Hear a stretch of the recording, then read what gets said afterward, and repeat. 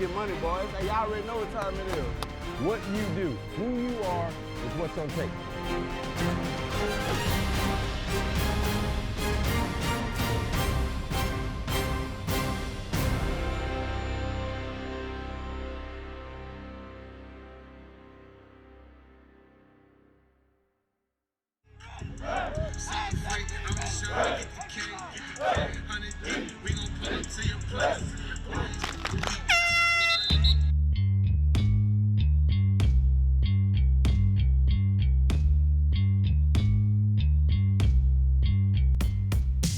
After a victory over Ole Miss, the Aggies are back to work. Freshman Derek Tucker's recent efforts were rewarded. After notching 14 tackles and a pick six against the Rebels, he was named SEC Defensive Player of the Week. I don't know if I've ever had one play a game the way he played the other night. He's got a real comfort. He's comfortable with tackling. He's comfortable in understanding and trying to get better. And, you know, he's still got a long ways to go. He will only get better. There is no doubt. He's still learning. But when it's time to turn it loose and play, he can turn it loose and play and has a comfort level about doing it. For him to come out and do what he did, his game was big. He helped the team out a lot in what he did. And I believe he's here for the future, and he's going to keep improving and going to keep doing the things he's doing. Tucker helps keep the youth movement in the secondary in motion. The unit could have come to a screeching halt after losing safety Donovan Wilson to injury early in the year. You know, Donovan's a great leader, and when you were at a time where you were thinking that you had Donovan and Armani leading some young guys that would have to play, you felt real good about it. He goes down halfway in the UCLA game, and we lose probably one of our most vocal leaders on defense, and definitely, was voted a captain. We felt at that time that we had to have some young guys step up, just the depth. We knew they were talented. We knew it would take a little while, and we've had a couple of freshmen step in there at safety, and they played well. They're just getting comfortable, and I think that's the biggest thing, especially as playing as true freshmen, just being comfortable. And the more games they play, the more looks that they're getting, and the experience. Experience does a lot, especially playing in the SEC as a true freshman. For freshmen, I think they've done great. For coming in here, being thrown on fire that early.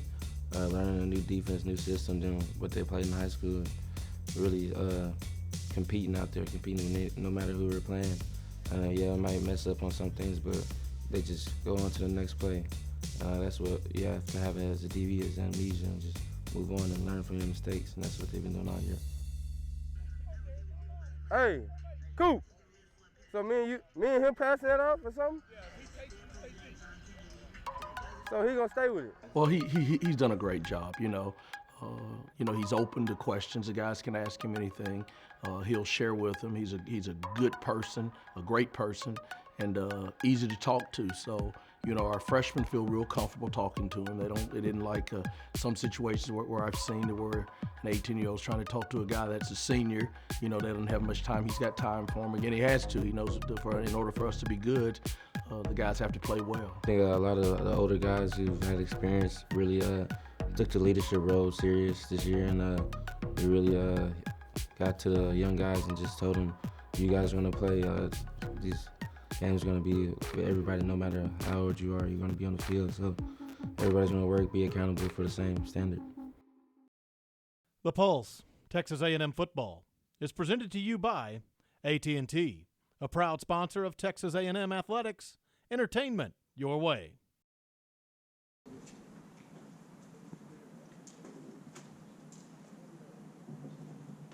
As a coach or as a player, in this time, you can't worry about what people say.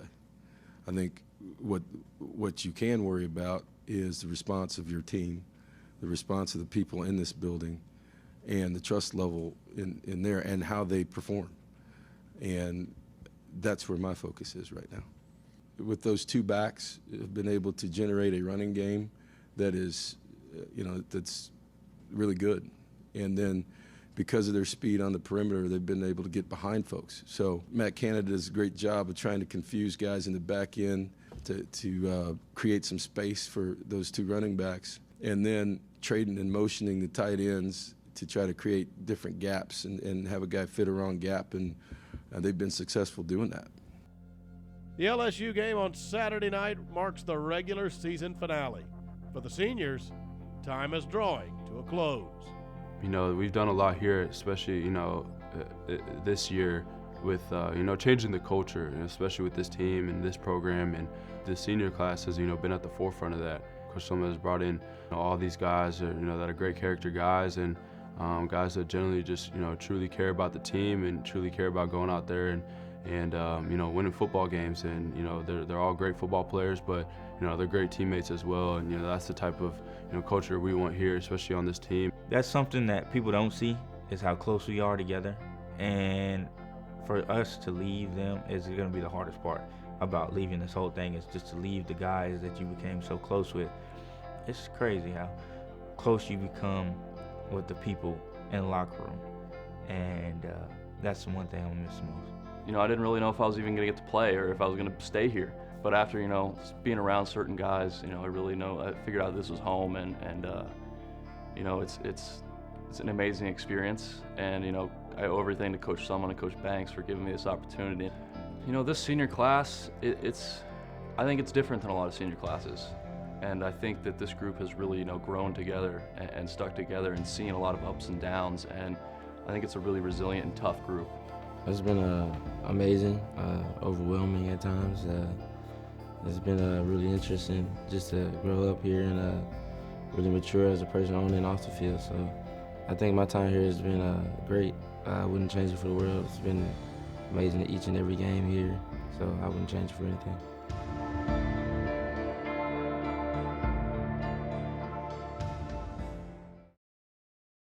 The Pulse, Texas A&M Football, is presented to you by Pepsi, official soft drink of Texas A&M Athletics.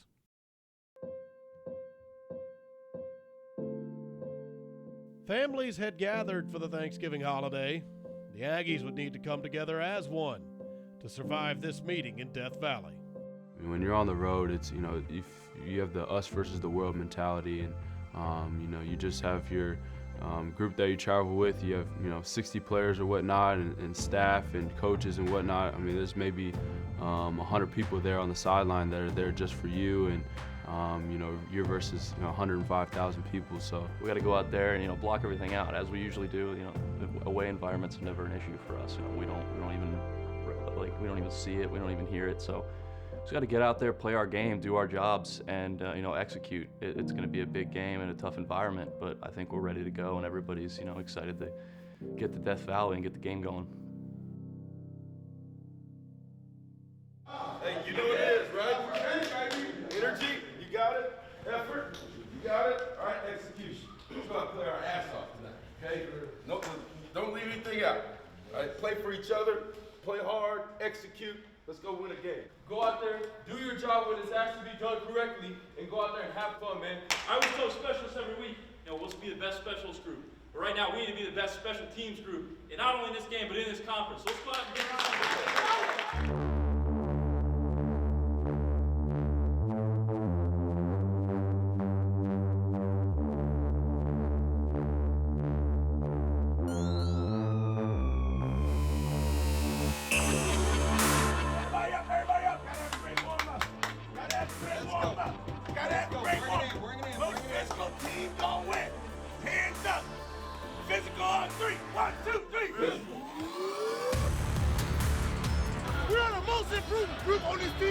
Let's show it.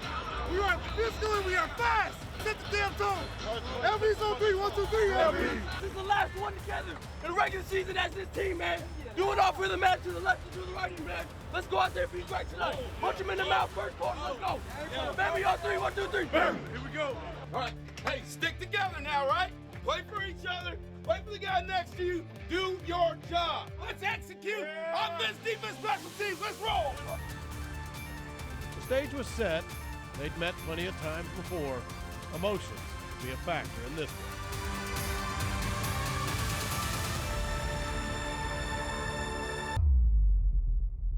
one.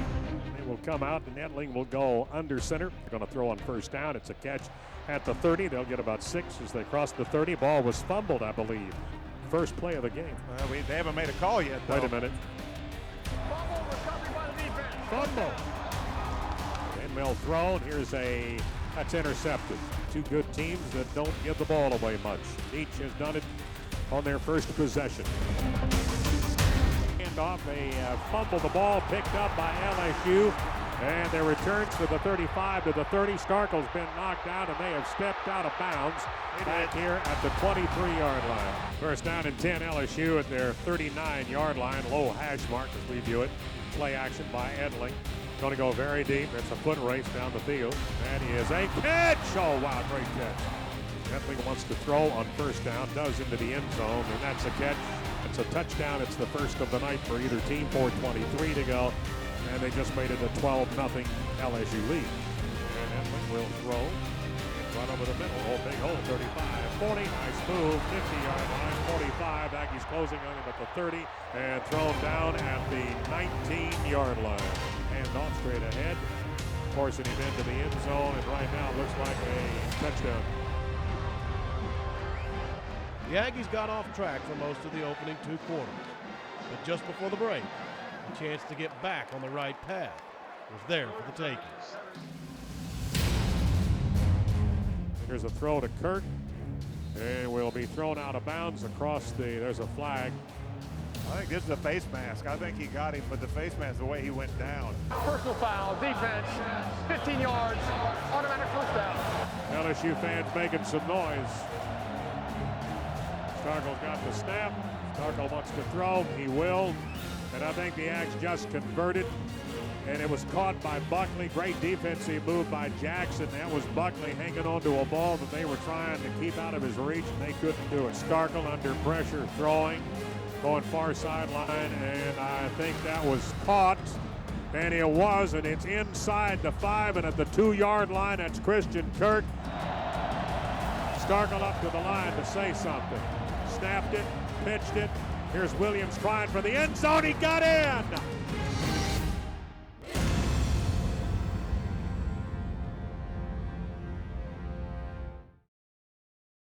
The Pulse, Texas A&M Football, is presented to you by Memorial Hermann, advancing health. I got one question. How we gonna finish? Offense, what you gonna do with the ball? What you gonna do with the ball, offense? Repeat after me. I believe. I believe. I believe. I believe. I believe. I believe. Finish on 3. 1, 2, 3, finish. Let's get it.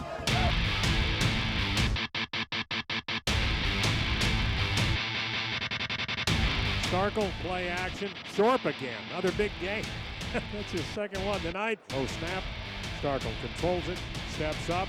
Throwing deep. Got a man wide open. That's Radley, and he caught it at the 3, and he's in for a touchdown. And there will go some 45 yards.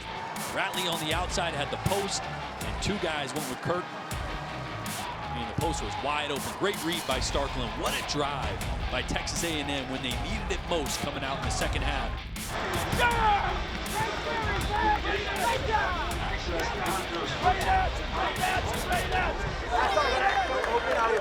Just going over throw.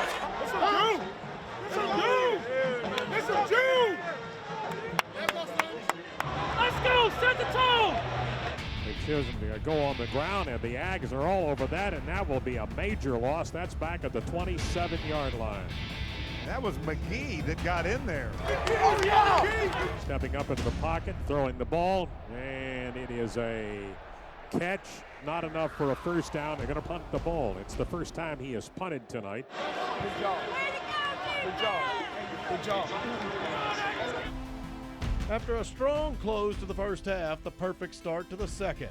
A touchdown and a 3-and-out has LSU reeling. But they get their legs back under them with another interception, which led to a Darius Geis TD.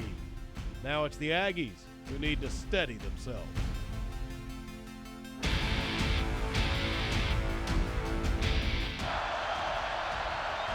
Another zone blitz. Ball down the sideline. Caught! Texas A&M with a first down. Jamon Osborne. They're spreading LSU out, which means they get man coverage.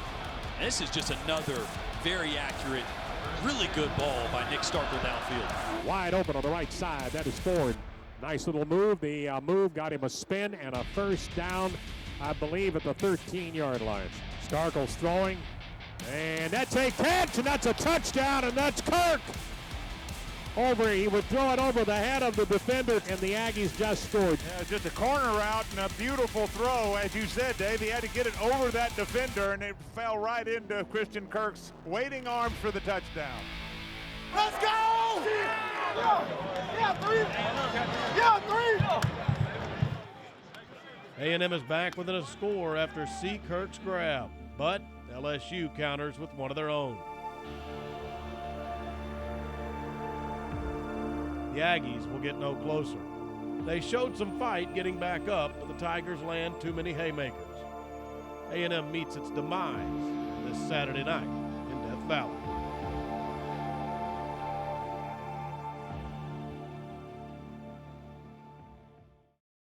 The Pulse, Texas A&M Football, is presented to you by ASCO, your place for case construction equipment in Texas. It wasn't very good tonight, okay? The good news is you got one more chance to play. But until then, okay, stay positive and stay together. And what you talk about, how you talk about it, what you do, stay big time, right? That's what you've done all year.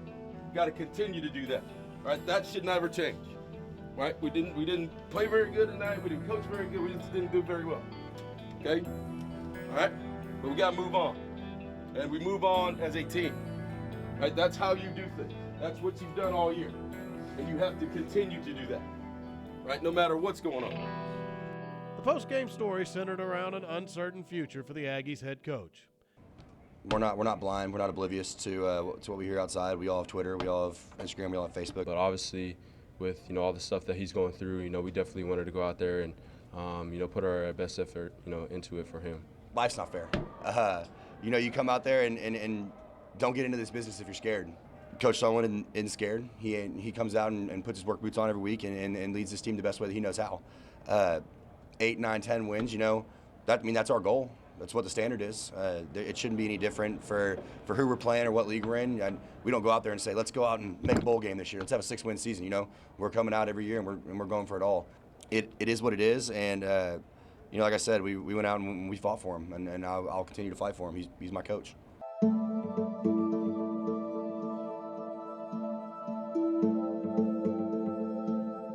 Players and coaches indeed put forth a valiant effort, but one day after the defeat came the decision that brought finality.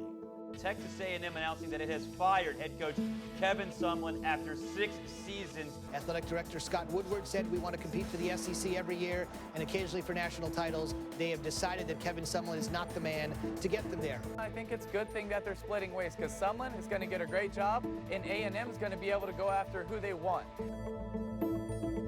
The pages will turn to a new chapter in A&M football. A past documented with exclamation points becomes a blank canvas for the man that will lead the Aggies into their future.